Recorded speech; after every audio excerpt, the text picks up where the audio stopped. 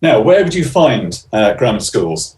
There are 163 of them in England, and plus about 30 in Northern Ireland.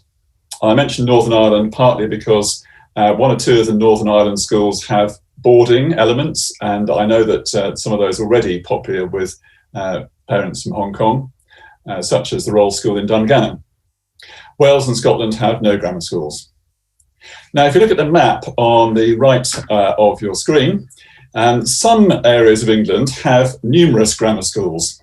Now, that's a historical quirk, and those include Kent, which is down in the bottom right-hand corner in the southeast of England, Lincolnshire, which is that large area in the East Midlands, you can see, Buckinghamshire in the middle of the screen, and also some in Warwickshire and Gloucestershire.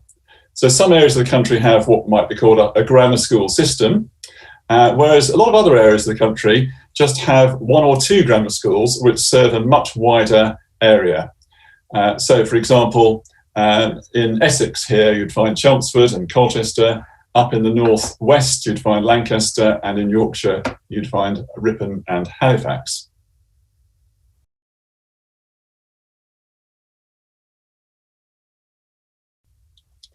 Now I'm going to come on to the application process itself, and that again is quite complex. So there are two main parts to it. First of all, you have to register for the 11 plus test by the end of June in a particular year, and that's the year before you hope to join the school. So, for example, you would have to register by the end of June in 2021 in order to join the school in September 2022. The tests themselves tend to take place in September and October, and the results are issued to parents by the middle of October. You then have to apply separately through your local authority, that's the council, that's the local government where you live, on an electronic form by the 30th of October. And that requires you to put a number of schools down that you would like to be considered for. It varies between 3 and 6, depending on which local authority you're in.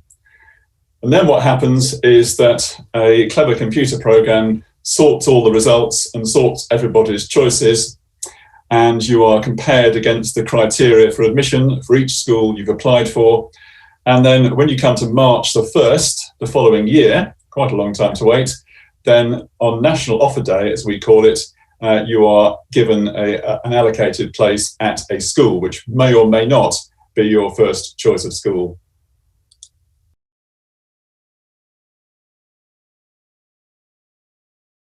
No, in fact, it's against the law. So it absolutely doesn't happen. However, when I was head of an independent school, I was involved with interviews, and there's often a very different conception of what interviews are all about from the person being the parents and the school, because from the school's point of view, coming back to what Joyce said, what they want to see in the interview is your ability to look at a problem that perhaps you haven't seen before and be able to respond to that. So in terms of preparation, parents tend to kind of prepare in the wrong sort of way for interviews, because they kind of like trying to load the child up with all the things that they've done in order to impress people, whereas actually what's often required is the demonstration of, here's something you haven't seen before, tell me what you think about it.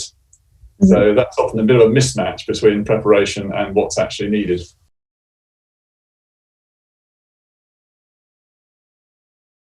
Potentially very difficult indeed, mainly because schools are full, because they're very popular and they tend to have waiting lists already.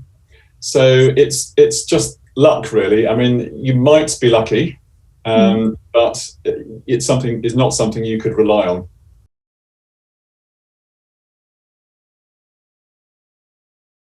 Yes, usually before attending the school. So it does vary a bit. So most schools, it would have a deadline of something like November. So that would be just after you've taken the test. Mm-hmm.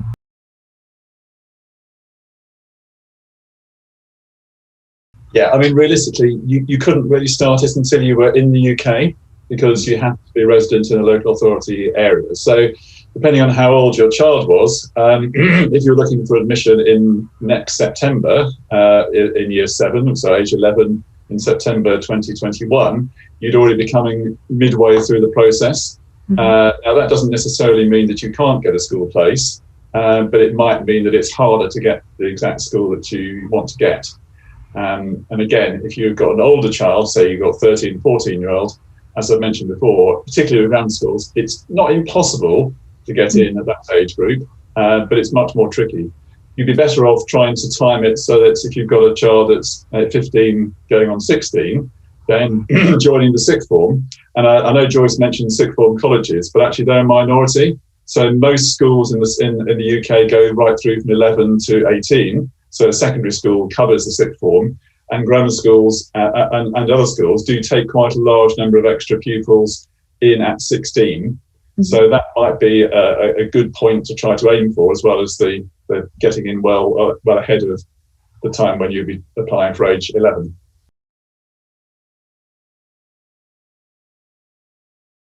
Usually you need to get A standard in English. So however well you did in maths, it wouldn't necessarily compensate for doing relatively poorly in English. So yes, I mean, you certainly do get children in grammar schools who have a strong maths bias and their English isn't quite as strong, but it's nevertheless still at a pretty good level.